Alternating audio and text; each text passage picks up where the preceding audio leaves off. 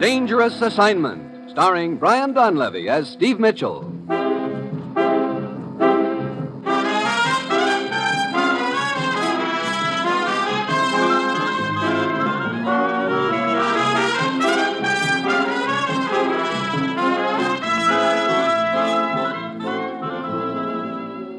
Yeah, danger is my assignment. I get sent to a lot of places I can't even pronounce. They all spell the same thing, though, trouble. But when I walk into the commissioner's office, I don't realize that this assignment is going to end up with me depending for my life on my own cigarette lighter.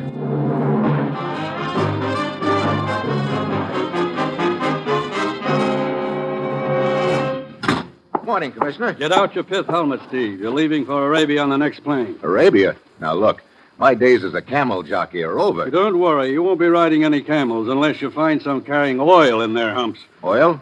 What's the deal? That's the deal. 100,000 barrels of it. Missing. Look, since when have we been playing nursemaid to oil companies? This is a lot bigger than any oil company, Steve. 3 days ago, the Sheik's inspector found a discrepancy in the figures of one of the oil companies, the 5-Star. Unless the matter is cleared up to the Sheik's satisfaction, we may lose the entire concession. Oh, who do I talk to over there? Mr. Williams, the field manager of 5-Star. Their headquarters are in Marani, near the Persian Gulf.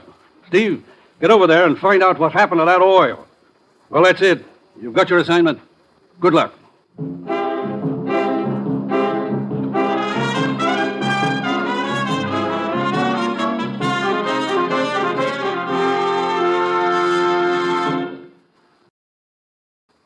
Now, here is Dangerous Assignment, starring Brian Donlevy in the role of Steve Mitchell, colorful, two-fisted government agent.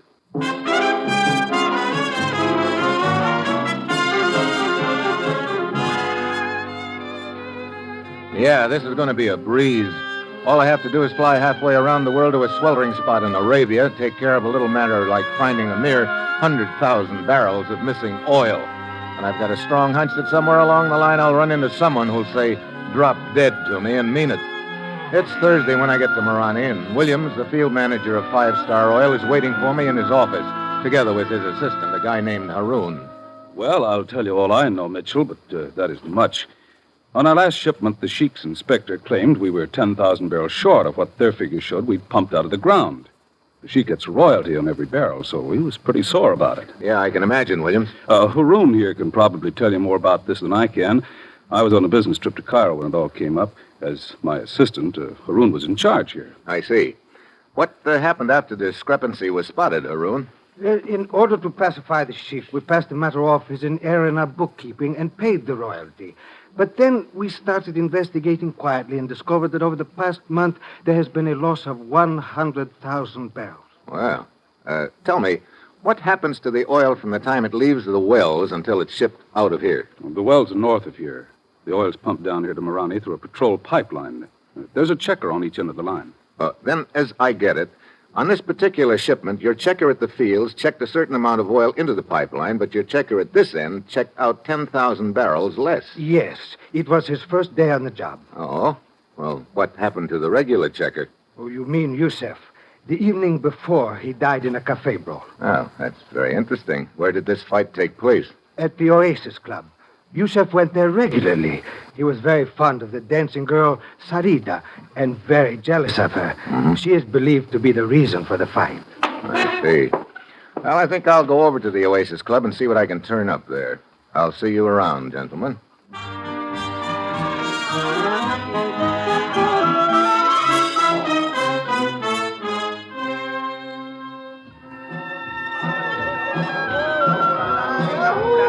Good evening, Effendi. Welcome to the Oasis Club. You would like a table? That dancing girl out there, is her name Sarita? Oh, yes. That is Sarita. Is she not beautiful? Yeah. I guess she's not afraid of catching cold, either. I do not understand, Effendi. Oh, skip it. Will you tell her I'd like to talk to her when she's through with her dance? At once, Effendi. Her table is over in the corner. If you will wait there, I will send her to you. Thank you.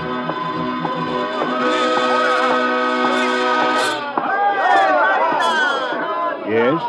Oh, I'm sorry. I thought this was Sarita's table. Oh, but it is. Sit down. Oh, thanks. Are you a friend of Sarita's? Of a sort. And you? Well, I'm sort of a friend of hers. I see. Oh, Here she comes now. You are the one who wished to see Sarita? Yeah. My name's Steve Mitchell. I see the two of you have already met. Well, not officially. This is Triflis. Hi. Delighted. And what do you wish of Sarita, Mr. Mitchell? Little information about your dead boyfriend, Yusuf. Many men are in love with Sarita, Mr. Mitchell. It is a pity, but it is fate. Yusuf was merely one of them. I see. Well, was it fate that killed him? I do not understand. How did it happen? It was during my dance. I heard sudden shouts. Then the lights went out. Oh, such a pity. I might have saved yourself had I acted more quickly. What do you mean, Triflis? Well, I was standing over at the bar when the fighting started, but just as I got to Yusuf, the lights went out, and there he was, lying on the floor with a knife in his back. Such a pity. He was a very dear friend of mine. I miss him greatly. Did Yusuf ever mention his job with the 5-star to you, Sarita? No. Sarita is not interested in such things. Oh? What sort of things is Sarita interested in? Her beauty. Modest little daisy, aren't you? Modesty is for the unlovely. Is she not completely charming, Mitchell? Well, that's one word for it. This fight that killed Yusuf took place 4 nights ago, right? Let me see. Yes, that is correct. I remember because the next morning I made a business trip to the coast. What kind of business you in, Triflis? Oh, several little enterprises. This trip involved one of them, a truck line which I operate. What do you haul? Oil from here in Marani to the town of Qatif on the Persian Gulf. You don't haul for the 5-star oil company by any chance, do you? Well, as a matter of fact, yes. They are one of my accounts. I see. Oh. Thanks for the conversation, Sarita. Triflis. It was very interesting.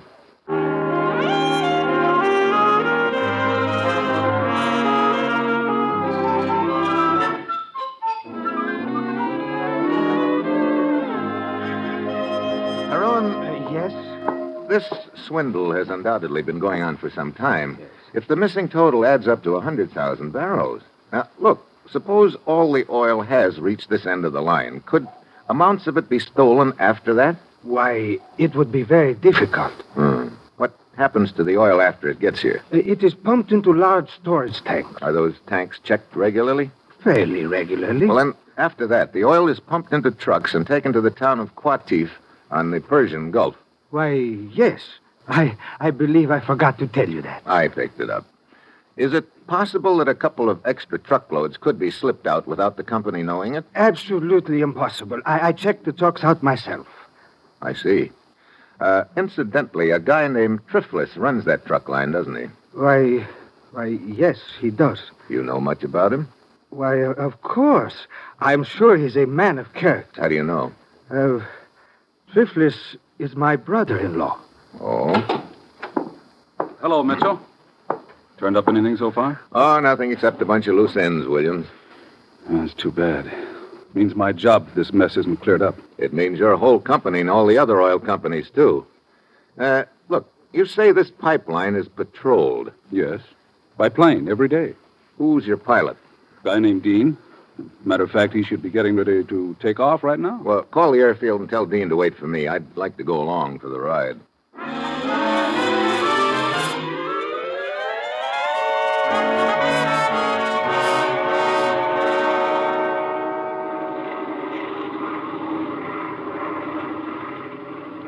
Lots of sand down there, Dean. You can say that again, Mitchell.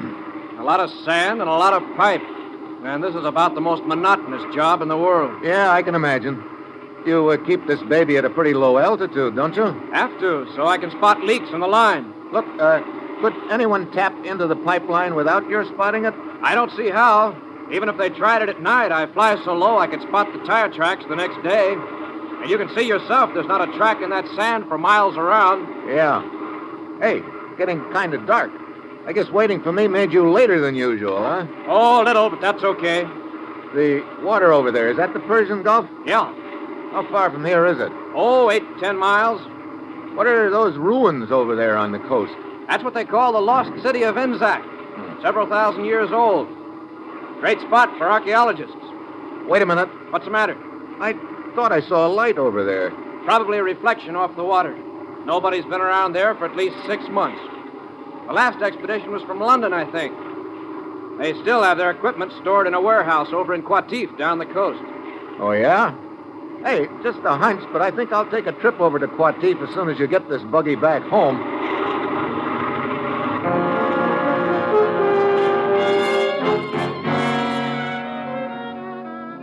It's night when I get to Qatif. I nose around until I locate the warehouse right on the waterfront and all boarded up. The sign on it says Royal Institute of Archaeology, London. I nose around some more and find out that the warehouse is owned by an outfit called Gulf Enterprises. I head for their office. I wonder if you could tell... Well, my old friend Triflis. Oh, Mitchell, is it not? It is? Yes, but of course. We met at the Oasis Club in Marane, only last evening. The beautiful Sarita... Yes, my compliments to the beautiful Sarita. Don't tell me that you run Gulf Enterprises. Why not? Looks like you're a pretty enterprising gent. A truck line, a warehouse. Warehouse? Oh, yes, the one at the waterfront. I had almost forgotten the place. I have not been near there in months. That archaeology outfit rents it from you, huh? Yes. They still have much of their equipment stored there. They send me a check every few months from London. Why do you ask? Oh, just curious. You seem to have your finger in quite a few pies, Triflis. Indeed. Indeed. You truck oil here to the coast for the five-star outfit. You also happen to own a warehouse that's rented to an outfit who's been poking around in some ruins up the coast. And you also happen to be the brother-in-law of Haroun, the assistant manager of Five Star, to say nothing of being a friend of the dead checker, Yusef. this is all quite accurate and interesting, Mitchell. But what does it prove? It doesn't prove anything, Triflis, but it sure sounds like a nice, cozy arrangement. I'll be seeing you.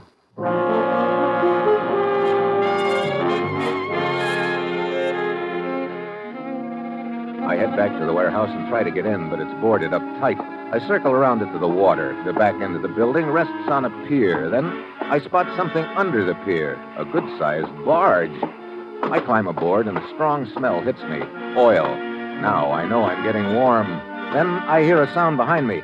I spin around and spot three gents in white robes, and just one look at them tells me they don't want to shake hands. I swing on the nearest one.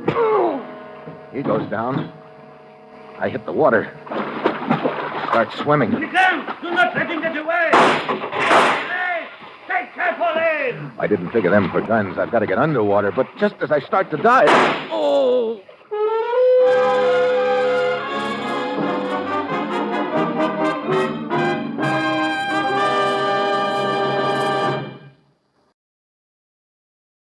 Now back to Dangerous Assignment and Steve Mitchell.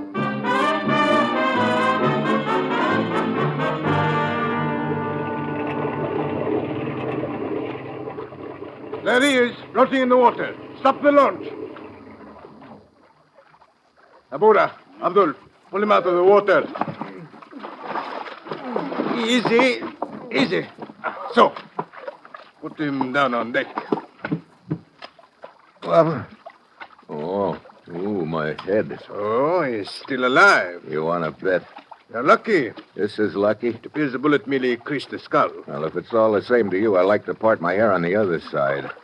Hey, look, who are you? Lieutenant Samka of the police. We heard shots and came here in the launch to investigate. You were floating in the water about to go under. Well, thanks for fishing me out.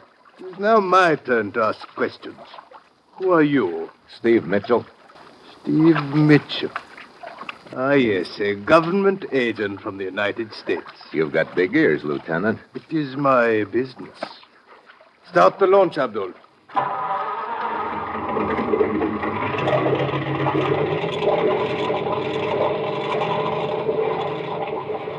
Yes, you are here to investigate the oil scandal. Or is the purpose of your visit rather to whitewash the company involved? That's a pretty bad guess, Samka. Hey, where are we going? Back to the dock. Well, it's been a short acquaintance, but a happy one, Lieutenant. Thanks again. Oh, do not think that our acquaintance will be ended when we reach the dock, Mitchell. I will be seeing you again soon. Oh? Yes, indeed. I will make a point of it, Mitchell.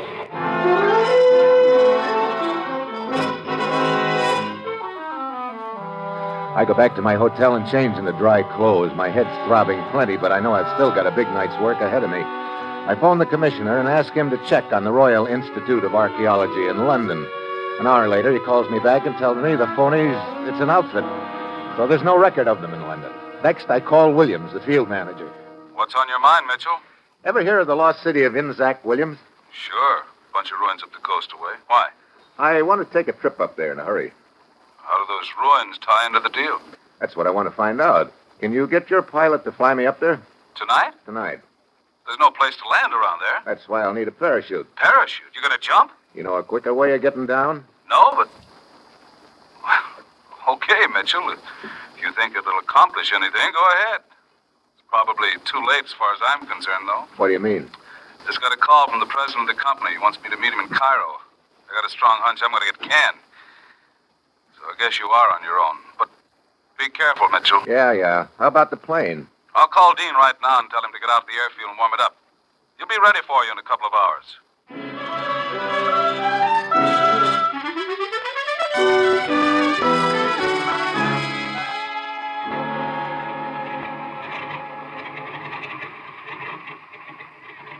Sorry to pull you out of the sack, Dean. That's okay.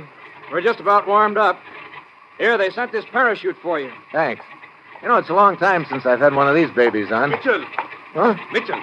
Oh, Lieutenant Samka. Yes, Lieutenant Samka. Where do you think you're going? On a little plane trip.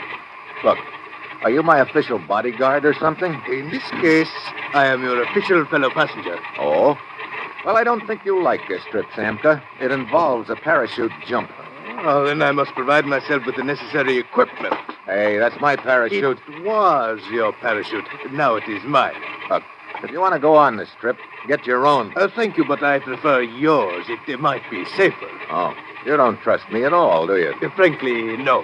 Well, what am I supposed to use for the jump? A beach umbrella? I think there's another parachute in the hangar, Mitchell. Okay. Well, I'll be with you in a minute.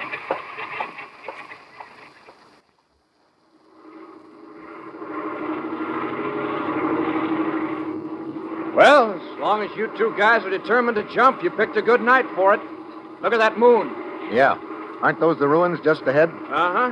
We're a little to the windward of them. You should land pretty close.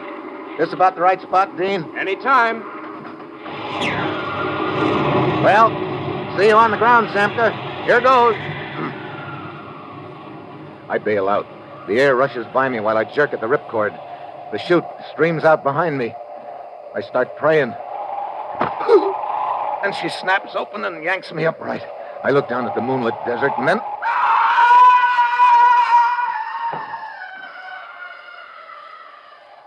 It's Samka. But his chute didn't open. I turned my head away and then I realized his chute was supposed to be my chute. And I'm pretty sure that somebody has made sure it wouldn't open. A minute later, I'm on the ground right beside the ruins. There's nothing I can do for Samka. I find the building better preserved than the rest. There are tracks leading in and out. I go in, and the smell of oil hits me right in the face. There's a trapdoor in the floor. I start to open it. Then I freeze. Footsteps outside. I duck back into the shadows. Hold it right there. Let me get my light on you.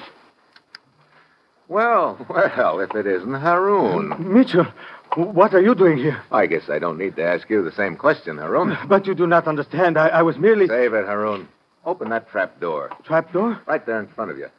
I don't think we're going to find down below what will surprise either one of us. Mitchell, you must listen to me. Open it. Very well.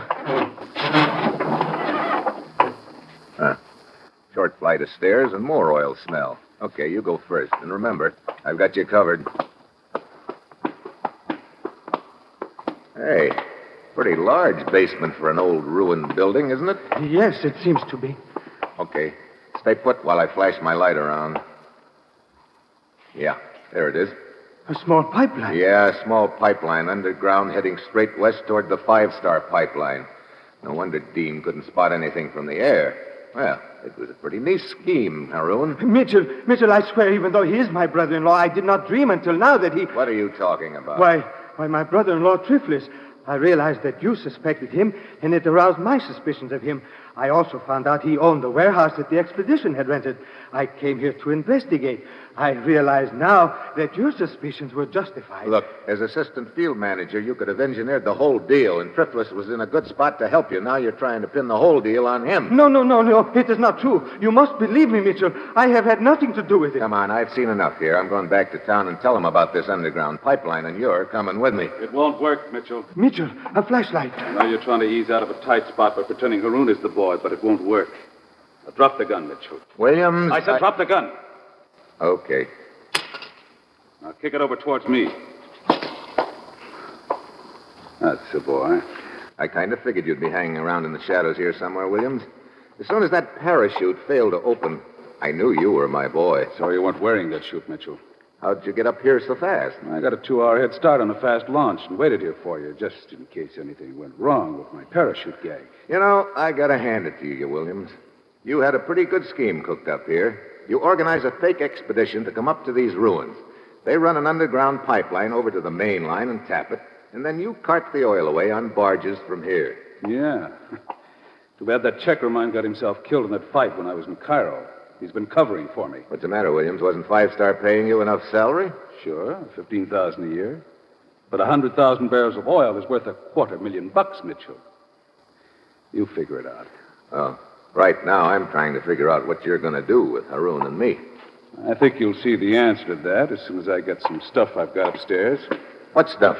Oh, just a couple of little items like rope and dynamite.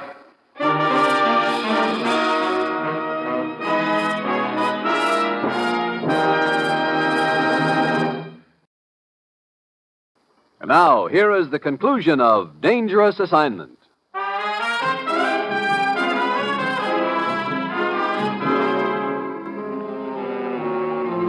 Mitchell, what is he going to do? That's pretty obvious, Haroon.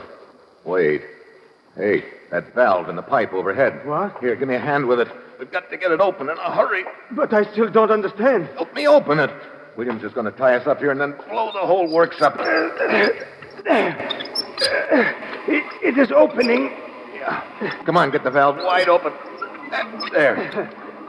But what good will it do to flood this basement with oil? Those fumes. The fumes and the oil are the only things that can save us, Haroon. Wait. Maybe we can follow the pipeline underground and escape that way. No soap. They filled in the tunnel all around that pipe. Mitchell, the oil is ankle deep already. Good. Now, where's that cigarette lighter of mine? Lighter? Wait, Mitchell, wait! Brother, you could cut these fumes with a knife. Okay, boys. Get over the beam of my flashlight. Here we are, William. Hey, wait a minute. Mitchell, what are you doing? Just giving the place a little oil bath, Williams. What have you got in your hand? Drop it. Oh, no, you drop that gun, Williams, right now. Are you crazy? I'll fill you so full of holes. Oh, no, you won't. This is a cigarette lighter. I'm holding it right next to this stream of oil. All I have to do is make a spark with it. This whole place will go up in flames so quick you'll never make it to that trap door. Cigarette lighters don't always light, Mitchell. Sorry, Buster. This is an Evans. It never misses. I'll give you just 3 seconds. I could kill you before you light it. Try it. 1. Talking like a madman. 2. Wait.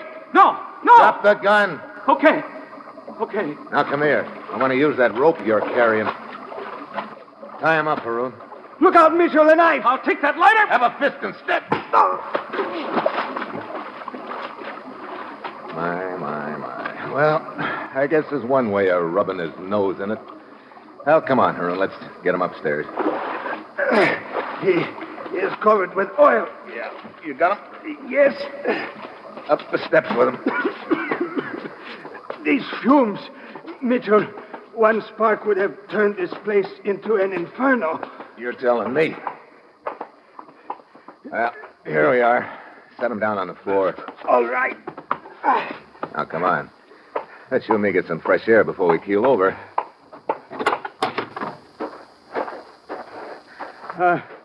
That is better.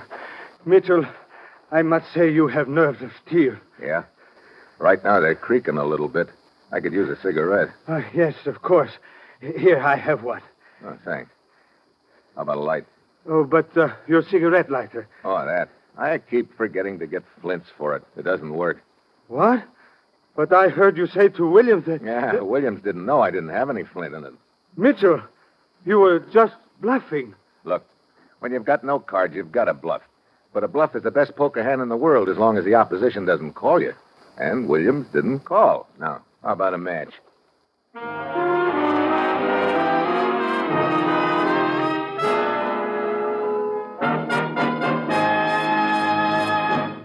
Dangerous Assignment, starring Brian Donlevy as Steve Mitchell, is written by Bob Reif with music by Basil Adlam and is produced and directed by Bill Karn. Join us again when Brian Donlevy as Steve Mitchell embarks on another dangerous assignment. See you then.